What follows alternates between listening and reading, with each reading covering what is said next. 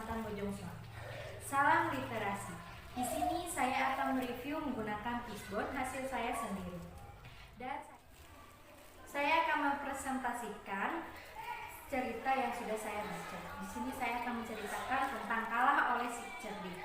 Pengarangnya adalah Atisah dan diterbitkan oleh Badan Pengembangan dan Pembinaan Bahasa.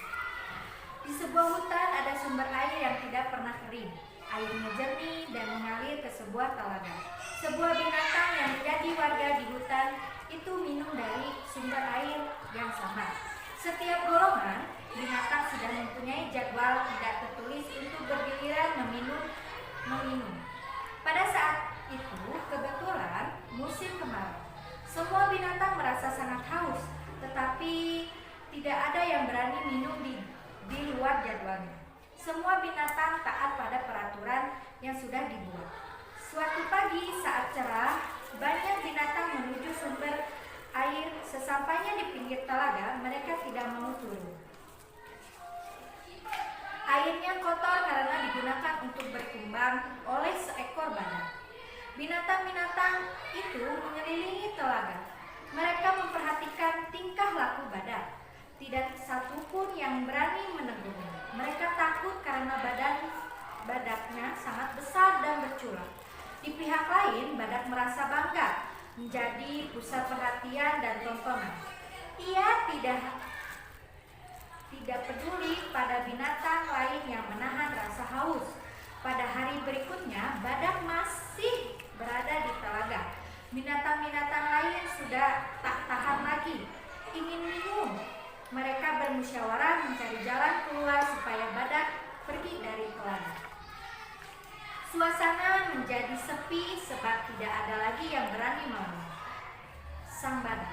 Mereka hanya bisa saling memandang dan tiba-tiba harimau berkata, "Jika kita tidak sanggup, kita minta tolong pada sang kancil saja. Walaupun badannya kecil, otaknya pintar." Setuju, semua hewan memandangi sang kancil. Ketika melihat kancil tersenyum, binatang yang lain ikut senang. Itu pertanda masalah mereka akan dapat diatasi oleh sang kancil. Kancil segera pergi menemui badak. Pada saat itu sang badak tengah berkumbang. Kancil pun berkata dan memuji sang badak. Badak pun segera bangun ketika mendengar ada binatang lain memuji. Ia merasa tersanjung. Ia kemudian bangkit sambil tersenyum. Kancil berkata ada rahasia yang perlu disampaikan sehingga badak mendekati sang kancil. Kancil pun berbisik.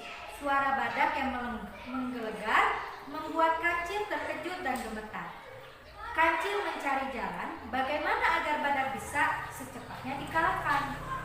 "Tuan, makhluk gaib itu berada di dalam pohon terep," kata kancil sambil menunjuk sebatang pohon di depan badak. Tanpa berpikir lagi, badak segera naik ke atas dan berjalan menuju pohon terep. Ia pun mengawasi pohon itu selama setengah hari. Sementara itu binatang yang lain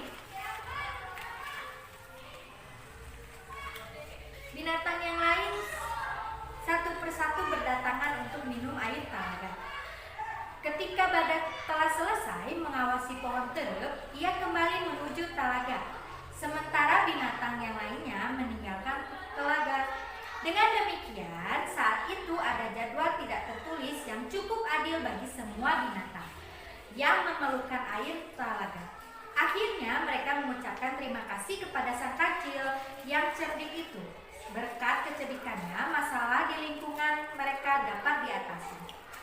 Hikmah di balik cerita yang sudah saya bacakan yaitu janganlah serakah dan ingin memilikinya sendiri.